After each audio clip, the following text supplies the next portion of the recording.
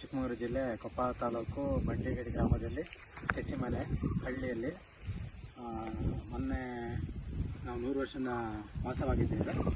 ಮೊನ್ನೆ ಒಕ್ಕಲತನ ಮಾಡಿ ನಿನ್ನೆ ಭತ್ತ ಎಲ್ಲ ಹಾಕಿ ಟಾರ್ಪಲೆಲ್ಲ ಹಾಕಿ ಅದನ್ನು ಭತ್ತ ಎಲ್ಲ ಸ್ಟಾಕ್ ಮಾಡಿ ಇನ್ನು ಅವೆಲ್ಲ ಹೊರಗಡೆ ಹೋಗಿದ್ದೀವಿ, ಪೇಟೆಗೆಲ್ಲ ಹೋಗಿದ್ವಿ. ಮನೇಲಿ ಹೆಂಗಸರು ಮಾತ್ರ ಇದ್ದಿದ್ದು.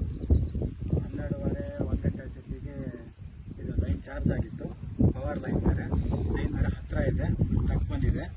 ಅದು ತುಂಬ ಗಾಳಿಯಿಂದ ಲೈನ್ ಟಚ್ ಆಗಿ ಕೆಗೆ ಹಾರಿ ಬೆಂಕಿ ಬಿದ್ದು ಭತ್ತ ಎಲ್ಲ ಸುಟ್ಟೋಗಿದೆ, ಹುಲ್ಲೆಲ್ಲ ಸುಟ್ಟೋಗಿದೆ.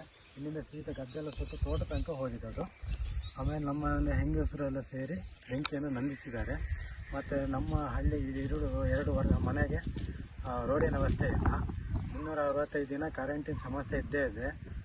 ಪೇಟೆಯಲ್ಲಿದ್ದರೂ ನಮ್ಮ 2 ಮನೆ ಕರೆಂಟ್ ಇರಲ್ಲ. ಮಳೆಗಾಲಲ್ಲೂ ಕರೆಂಟಿನ ಸಮಸ್ಯೆ ಇದೆ, ಬೇಸಿಗೆಲ್ಲೂ ಕರೆಂಟಿನ ಸಮಸ್ಯೆ ಇದೆ. ಹೋದ್ರೆ 1 ವಾರ 2 ವಾರ ಕರೆಂಟಿನ ತುಂಬ ಸಮಸ್ಯೆಗಳಿದ್ದಾವೆ. ರೋಡ್ ಅಂತೂ ತುಂಬ ಹದಗೆಟ್ಬಿಟ್ಟು ಏನೂ ಇಲ್ಲ ಮಳೆಗಾಲದಲ್ಲಿ.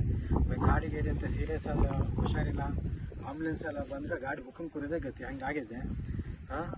ಇನ್ನು ನಮ್ಮ ಕ್ಷೇತ್ರದ ಶಿಕ್ಷಣ ಕ್ಷೇತ್ರದ ರಾಜೇಗೌಡರು ಅವರು, ಆಮೇಲೆ ಇದು KEB ಇಂಧನ ಸಚಿವರು ಅವರು, ಆಮೇಲೆ ನಮ್ಮ ಮುಖ್ಯಮಂತ್ರಿ ಸಿದ್ದರಾಮಯ್ಯ ಅವರು ಇದೆಲ್ಲ ನೋಡಿ ಸೂಕ್ತ ಒಂದು ಪರಿಹಾರ ಮಾಡಿಕೊಡ್ಬೇಕಾಗಿ ತಮ್ಮ ಕಣಕಳಿಗೆ ವಿನಂತಿ ಮಾಡಿಕೊಂಡು